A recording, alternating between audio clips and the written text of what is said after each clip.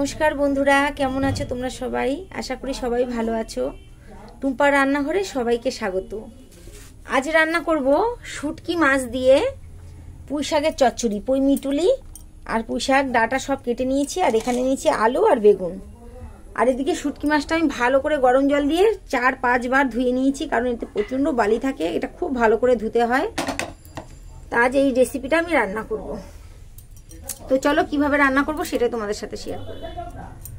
কড়াই গরম হয়ে গেছে, এবার আমি তেল দিয়ে দিচ্ছি। এখানে তেলের পরিমাণটা একটু বেশি লাগে।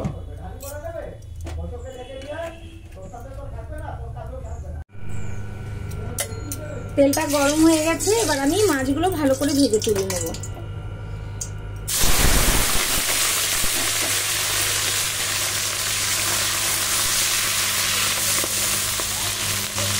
লাল লাল করে মাছটা আমি ভেজে নেব। জানো তো বন্ধুরা, আমি না এই শুটকি মাছটাকে ভীষণ ভীষণ ঘৃণা করতাম। আমি বিয়ের আগে তো কোনোদিন খাইনি, কিন্তু বিয়ের পরে যখন আমার শ্বশুরবাড়ি রান্না হতো না, আমার ননদ, আমার মাসি শাশুড়ি, এনারা ভীষণ পছন্দ করেন এই মাছটা। আমি ঘেন্নায় নাক চেপে বমি করতাম। আমি বলতাম কি, ইস এরা কি পিচাস, এরা কি শুটকি মাছ খায়।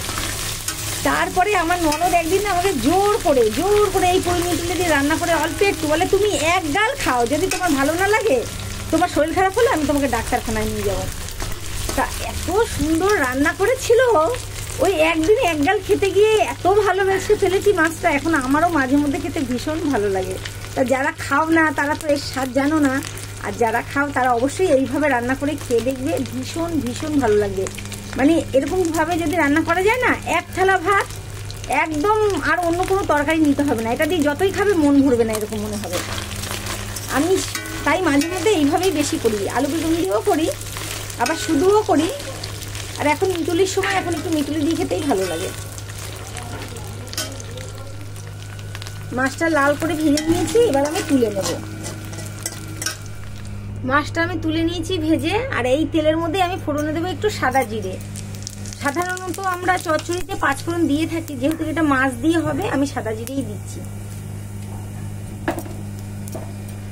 এবার দিয়ে দেবো আমি পেঁয়াজ কুচি। পেঁয়াজটা একটু লাল করে ভেজে নেব।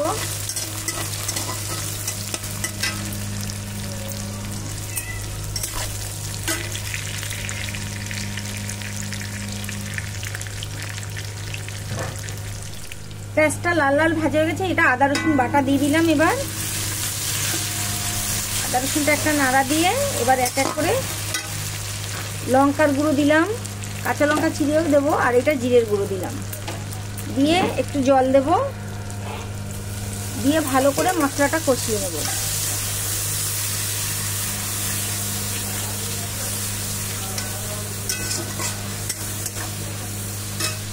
আর এবার দেবো আমি হলুদের গুঁড়ো দিয়ে দিলাম,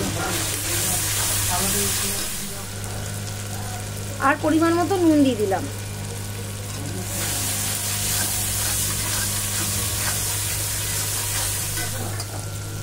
আর এবার আলু বেগুনটা দিয়ে দেবো, দিয়ে একটু কষিয়ে নেব।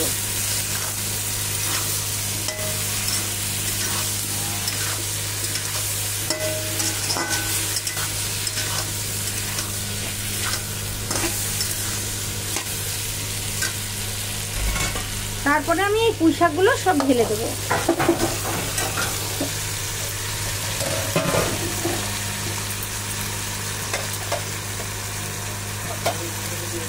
এবার আমি ভালো করে এটাকে নেড়ে মিশিয়ে নেবো। আমি যেহেতু একা একা ক্যামেরাটা ধরে করছি, এটা আমি তোমাদের পরে দেখাচ্ছি।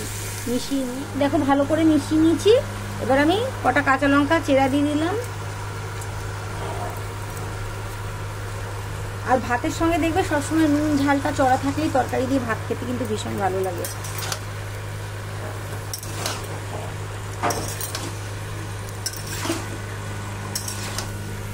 এবার আমি এটা ভালো করে চাপা দিয়ে রান্না হতে দেবো। গ্যাসটা আঁচটা একদম মিডিয়াম করে দেবো।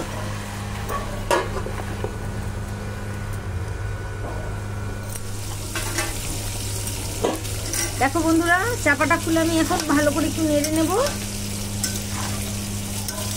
প্রায় মজে এসছে।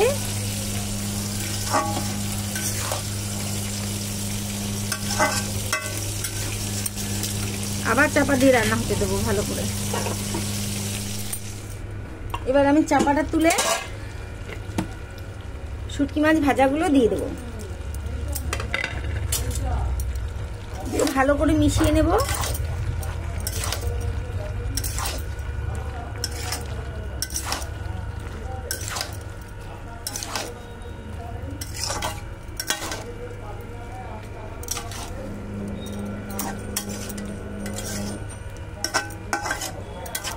একটু ভালো করে নেড়ে চেড়ে আমি আবার চাপা দিয়ে রাখবো, আরো 5 মিনিট মতো রান্না করব আমি।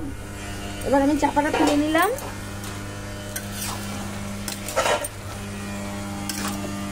দেখো আমার শুটকি মাছ আর পুঁই শাক রান্না হয়ে গেছে প্রায়।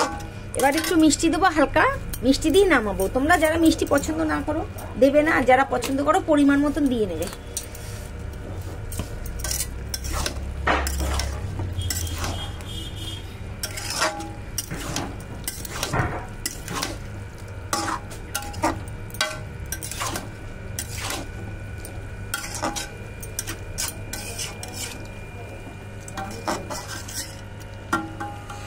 এবার আমি চচ্চড়িটা নামিয়ে নেব। তো দেখো বন্ধুরা, আমার শুটকি মাছ দিয়ে পুঁই শাকের চচ্চড়ি হয়ে গেছে। তোমরা বাড়িতে অবশ্যই এইভাবে রান্না করে খেয়ে দেখবে, ভীষণ ভীষণ ভালো লাগে গরম ভাতে খেতে।